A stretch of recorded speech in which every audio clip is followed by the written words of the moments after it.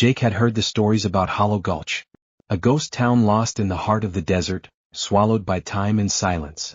People said the town was cursed, that something unnatural lurked among its rotting buildings. But Jake wasn't one for superstitions. He was a treasure hunter, and the legend of a hidden outlaw stash in the abandoned saloon was too good to pass up. As he rode into town under the fading sun, the air grew eerily still. The wind, which had howled across the plains all day, suddenly died. His horse, Bandit, let out a nervous whine, refusing to go any farther. Jake sighed, tying the reins to a splintered post. The town was dead. Buildings sagged like weary skeletons. A rusted sign above the saloon door creaked as it swayed. Jake pushed inside. Dust swirled in the dim light. Tables lay overturned, and a piano stood silent in the corner.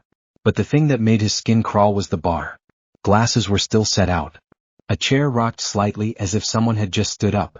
Then he heard it, a slow, deliberate bootstep from upstairs. Jake's fingers tightened around the revolver on his hip.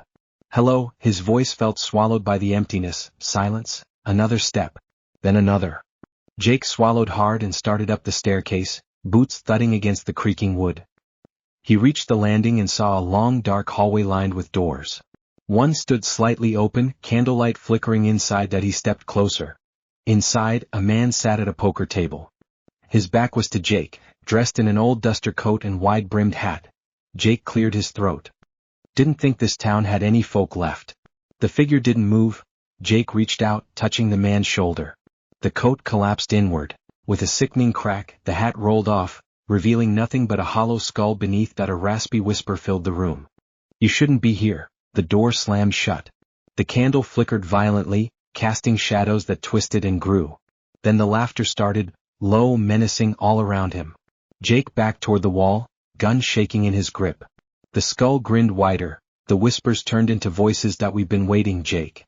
The walls groaned as skeletal hands clawed through the wood, reaching for him. Jake fired a shot. The bullet passed through the figure and buried itself into the far wall. The laughter didn't stop. Then the hands grabbed him. The last thing Jake saw before the darkness swallowed him was the grinning skull of the Hollow Gulch Phantom. Its empty eyes locked onto his. By sunrise, the town was empty once more. Jake's horse remained, still tied to the post. Jake, however, was never seen again.